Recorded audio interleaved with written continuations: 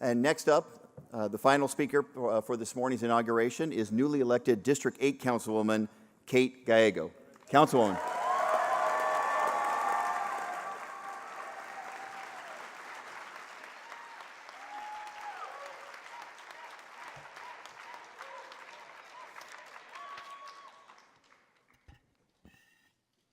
Each new hour holds new chances for new beginnings, wrote the poet and civil rights leader Maya Angelou in her famous poem On the Pulse of Morning. That captures how I feel today as we start a new year, as we swear in a new council, and as we celebrate our strong history in the city of Phoenix. We can build on that strong history and take pride in all that our predecessors have accomplished.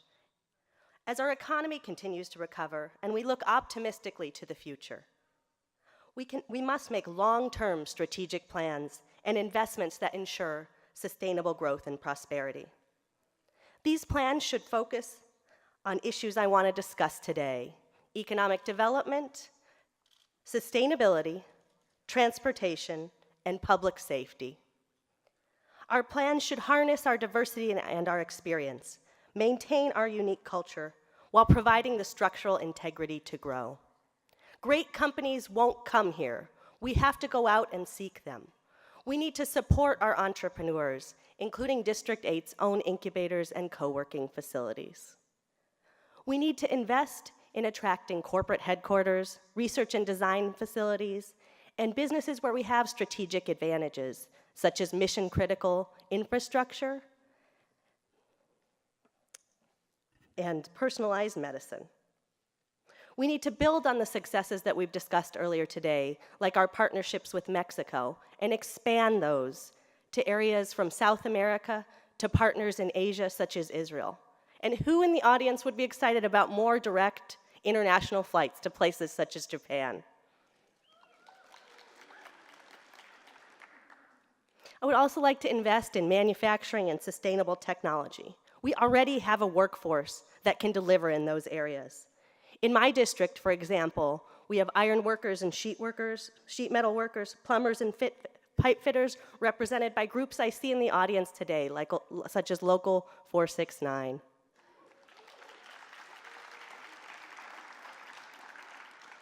These jobs pay well and provide great benefits. The employees can truly raise successful families. And building on a great economy for all of our Phoenix employees will require collaboration from business leaders, from economic developers, and the groups that represent hardworking Phoenicians, such as UFCW and Unite Here.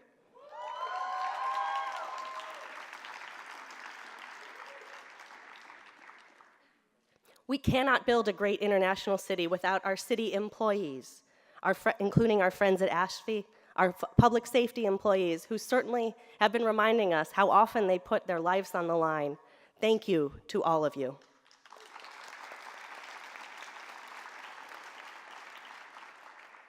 We have to think long-term as we build this great future and invest in education.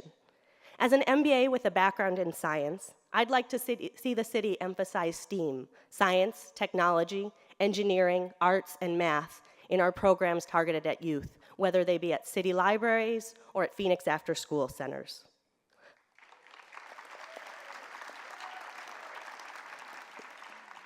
Let's get Phoenix moving full steam ahead. My science background also spurs my belief in sustainability. I am committed to helping make Phoenix the world's most sustainable desert city.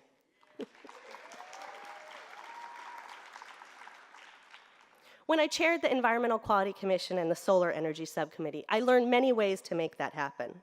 Where we now see vacant land in our urban core, I hope we'll see transit-oriented development along light rail.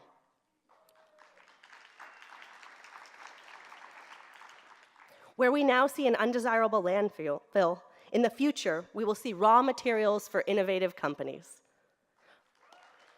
In fact, one day I hope my colleagues will even be jealous that we have all the best landfills in South Phoenix. If you can't see their faces, they're not jealous yet. One of our biggest challenges to attaining sustainability is in transportation.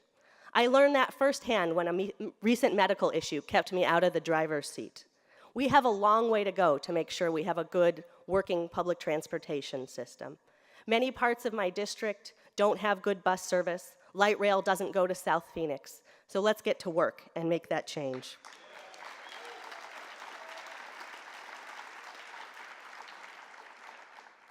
While some of these solutions will take years, we can move quickly to make Phoenix a more bikeable and walkable city. Wouldn't it be great if when I finish my time on the council, you can bike from one end of Phoenix to the other in a safe, shaded bicycle trail? With our great weather and open streets, we should be leading in sustainable, accessible transportation. We'll have to do it in gradual steps, and one of the places I propose starting is creating better transportation options for our veterans. We've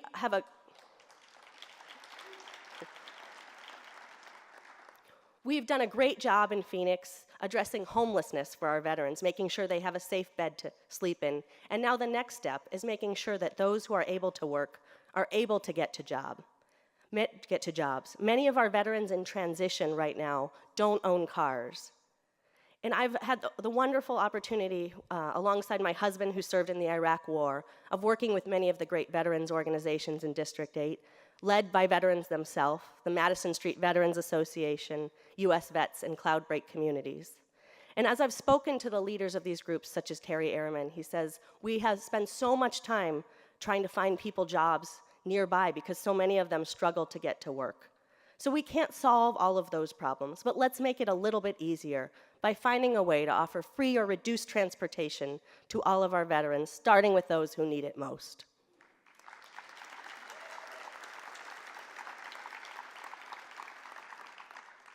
Another area our strategic plan must consider is the status of women in Phoenix. I am honored to be the first woman ever to represent District 8 on the Phoenix City Council.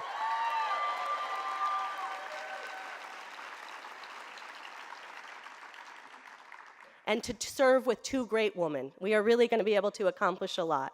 But there are women who are still struggling. So today I propose we conduct a study of the status of women in Phoenix. I think it will reveal great successes, such as the large number of women who own businesses and who serve on boards and commissions. But there's still plenty of women who are struggling.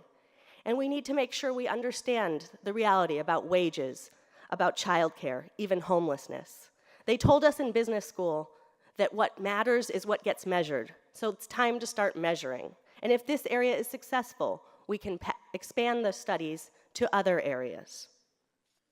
So these are just a few of the groups that strategic plans should take into consideration. But I want to represent all of District 8, from beautiful South Mountain to vibrant downtown Phoenix, from the aerospace companies near the airport to the farmers of Laveen.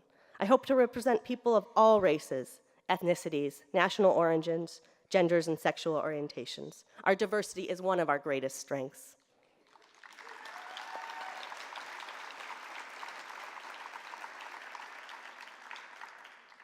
We can build upon such diversity to make sure all residents feel welcome. District 8 is home to many undocumented immigrants who are struggling to create a better world for their families, including young people who came to the USA early in their lives, students who are called dreamers. For the first time in Phoenix history, and maybe the first time anywhere in the country, the majority of the staff on my city council office will be dreamers.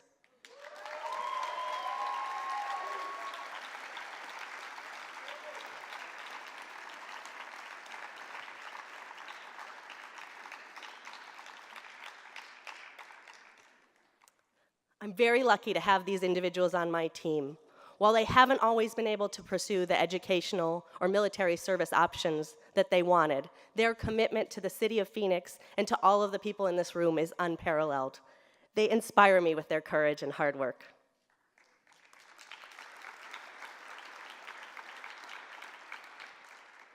So while we wait for the federal government to fix a broken immigration policy, this city can lead the way in making sure people feel safe in their homes and are comfortable reporting crimes, which will make all of us safer.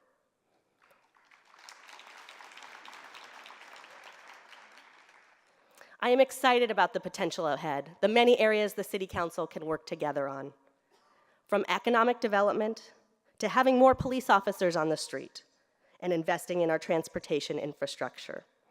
There will be issues on which we disagree, but I promise to search for bipartisan consensus. Let me close by recognizing a wonderful group of people. My parents, to whom I owe my commitment to public service.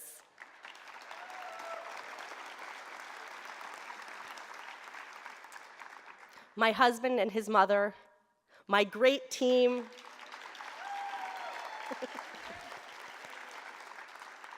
and the people of District 8.